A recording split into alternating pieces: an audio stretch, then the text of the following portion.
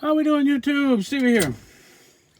It is Sunday, June 23rd, about 10 till 11. We're just getting ready to head out for the week. We have that, we got to go up to South Elgin, pick up a trailer, preloaded trailer, run out to Omaha, and we're going to park right at the shipper, because that was the one I went to a week or so ago where they unload it by hand, so it takes them a couple hours. But I think I'll be all right to park there. There's no gate or anything. They won't start it till 9. The appointment's at 9 in the morning, and they won't start it till 9 in the morning. It doesn't really matter. I mean, I can stop. There's a truck stop about 40 miles away. I can stop there. But if I go all the way to the shipper, then I won't have to start the clock until they get it unloaded. So if it's 11 o'clock or so. And the reason why that's important is because my reload doesn't load until later in the day. I don't think they have this on here yet because I don't have an empty. They do not. Maybe they have it in driver assignment. Anyway, that's the one to pick up tomorrow.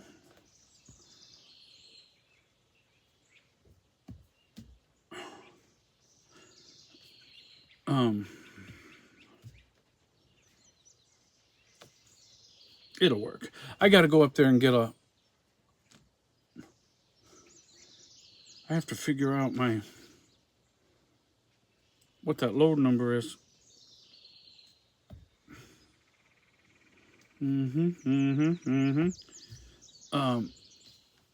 Anyway,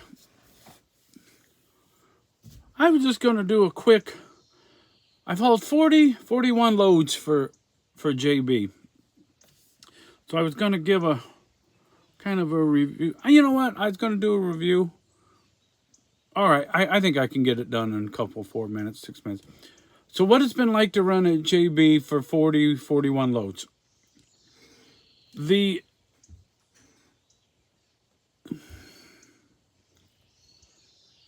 I have not made as much money as I did driving for ARCA. But I was on a dedicated loop then. So it's not really fair to compare the two because they're a bit apples and oranges. But I will say that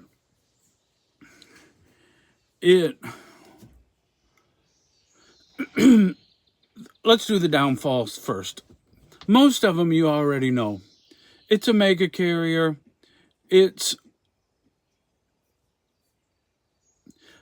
being an owner-operator, power only, I don't have to deal with their safety department or their logs department or anything like that. So I can't speak to that. Basically, all I talk to are the dispatch people if I have a load problem or if I have a payroll problem. And I've only had a couple of issues there. And none of them have been a federal case. They haven't paid me for the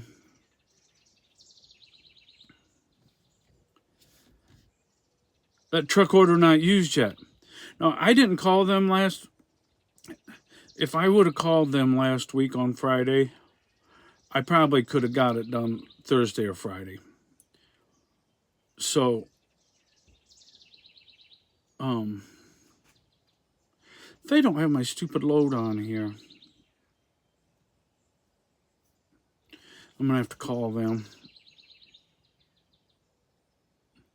Get my load number.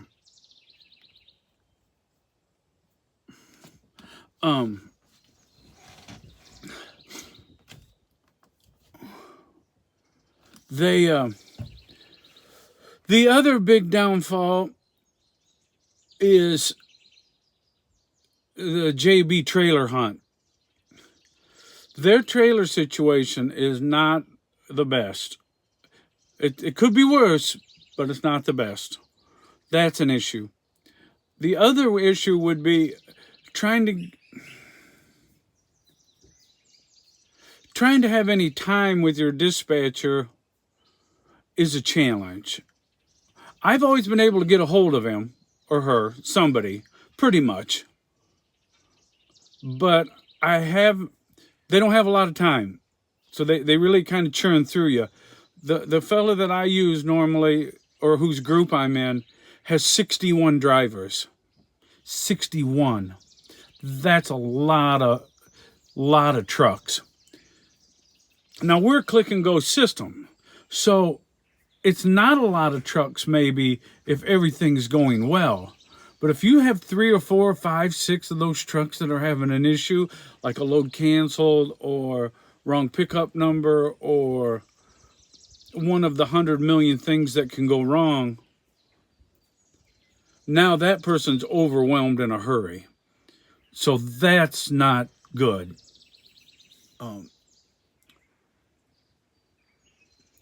The other thing is, now this might just be the board that I'm on, there's not a lot of loads. I mean, there's been more the last week, and they've had like today will usually be the least, and there might be 400. That's for the country. The highest I ever seen it was like 750. So depending on where you live at, like in the Chicagoland area, it's okay. If you were in the Carolinas, it would be okay. Texas seems to have quite a bit. California has a fair amount. And then they want to run you a lot, at least where I'm at, a lot of loads they want you to send seem to be the Carolinas and Pennsylvania, which is not so good. Pennsylvania's hills, heavy loads, tolls. Carolinas are a fair bit of hills and very cheap freight coming back.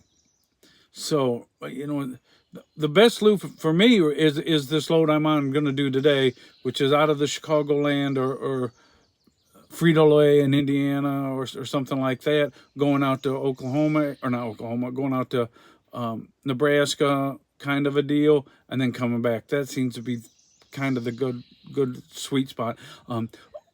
Chicagoland to Ohio isn't too bad as well. On the pay side, like I said, on the pay side, if I run my full clock out, which would take 7 days, I can hit that $5,000 a week to the truck after they're cut. No, I can't. I can hit 5,000 a week. Yeah, I can hit 5,000 a week after they're cut. Barely. But I got to stay at it all week, that whole 70 to do it.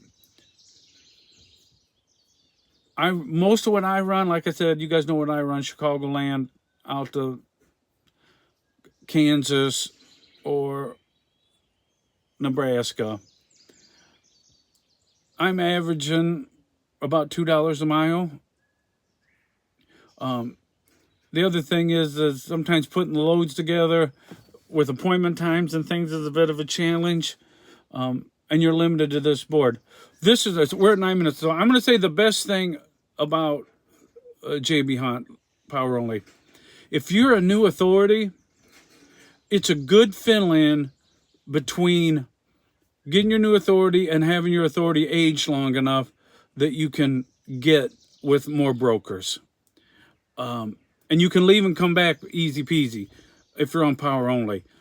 Because you're on your own, all the stuff's all yours, so you're not using their plate or their ELDs, or you can haul forever you want and use them for a fill-in as things work. So I might do a part 2 of this. I don't know. We're at 9:43 already, so I need to get rolling. So God bless everybody, and we will talk again soon.